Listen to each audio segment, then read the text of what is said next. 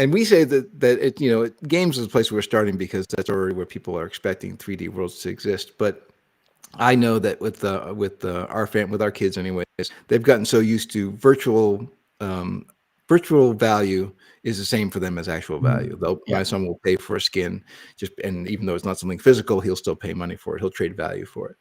But we expect that things like social media and commerce, all these things will go into a 3D space over time as they get older, and they're looking for more than just game experiences. They'll look for social media experiences. My daughter will want to hang out with her friends in a virtual apartment, right, and play music together. And what kind of they'll buy virtual clothes and do virtual fashion shows and that kind of thing as they get older, I'm sure. Yeah.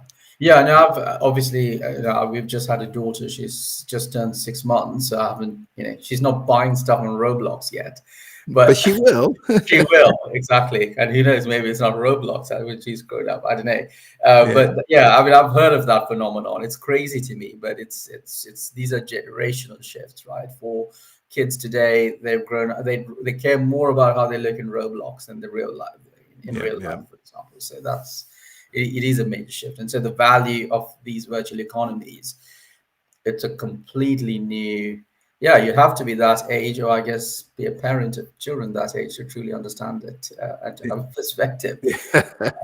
But yeah, it is very helpful. My 13-year-old boy is very keen to see. He wants to run a node for YOM. He's very into.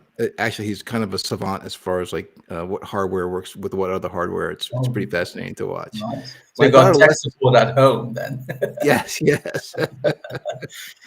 My daughter less so, but again, still, I do expect that she's going to make that transition as she gets a little bit older. She's still young enough to not really notice it. But all right, so we should get back to the types. What do I have? I have here that we say that the 3D internet is inevitable. Right? We know it's coming. I talked a little bit about social media and commerce. Is that also part of what you think, or are you kind of agnostic to it? You just want to build the infrastructure that supports it in whatever form it takes. So I believe that the best that we could do, us, is create some of our ideas of what certain applications on that internet will look like. But we're focused on building the back end, and we're building it for reasons to build certain types of games. Like the game we're building internally, Edge of Chaos, it's the kind of game that I wanted to build for a very long time, going back 20 years, just wasn't possible. It's that immersive, truly persistent world.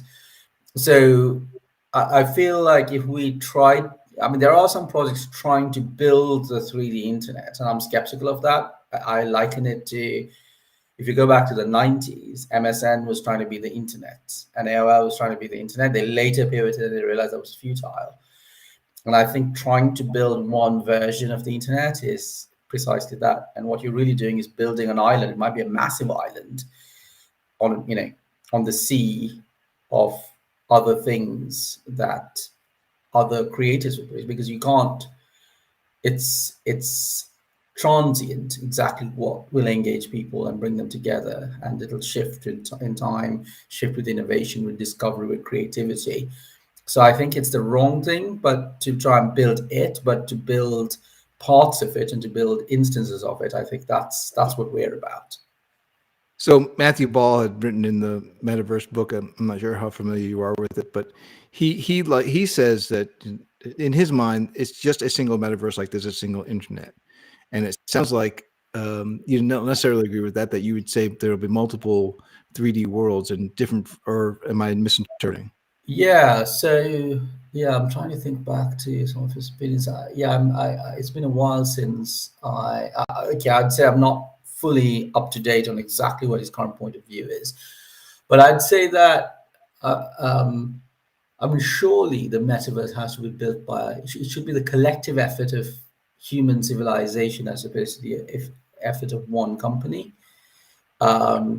So I think, you could have the equivalent of Facebook. I guess they are trying to do that with Meta Horizons, right? But you have Meta Horizons, obviously not as popular as Facebook, but you could have a landmark like that, and you could have something else, and there would be maybe a mechanism to transition between these things that's more seamless and immersive. Those things, yes, absolutely, right? But I don't believe that it will be one company that builds the metaverse and everyone just uses that app and it has everything, right? Yeah, I think I would want to avoid the idea that you have a single online persona, right? Because then it becomes a little bit too easy to track it back to your real world. I still am holding on to anonymity online being an important thing, right? So, and there are times I'm going to want to be in a medieval world as a knight, and there'll be times that I want to be a big purple cartoon gorilla, and other places. And I think that we have to allow for the switching back and forth, Yes. or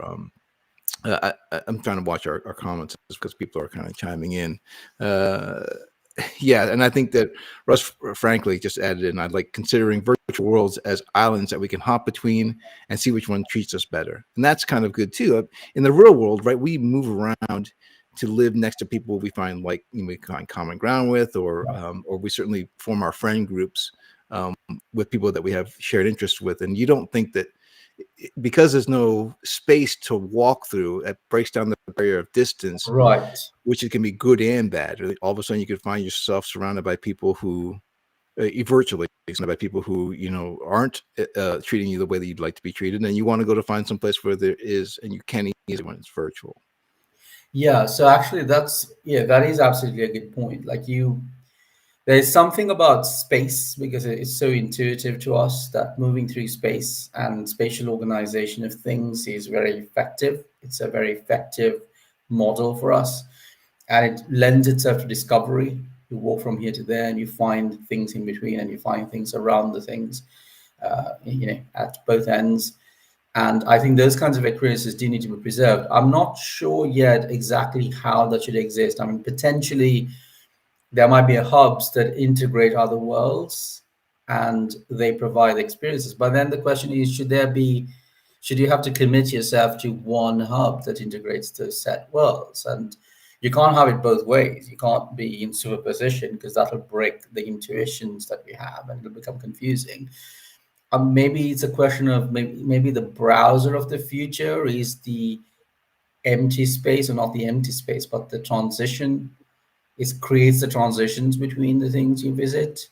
Maybe there's some protocol that's organizes things in a sensible way. I don't really have the answer, I think, but I'm not convinced that having only one version of everything is the right approach, if that makes sense. Alternatively, maybe someone needs to create the substrate and then there's only one version, but it's a collective effort. It's like, take an alternative example, take the space of web URLs. People have to register them, and there's a registrar, and then you have all of these. Of course, you don't transition between them so seamlessly. Hyperlinks provide that, but you can't intuit from this URL from facebook.com, I can go to microsoft.com. But maybe there's something that's more spatially intuitive for how things are placed in the metaverse. But if one company controls that, that's a risk. So it has to be, and maybe that problem goes away. Maybe it's a decentralized network. So whoever figures that out first, maybe there's some value there. It's not a name service. It's a network that induces this kind of spatial representation, and then people can build within it, but they don't try and control the whole network. So it's an open platform sort of thing. Right. Well, the power of DAOs become, once taken into the decentralized, government becomes part of. You think maybe it's a good experiment that happens in that area,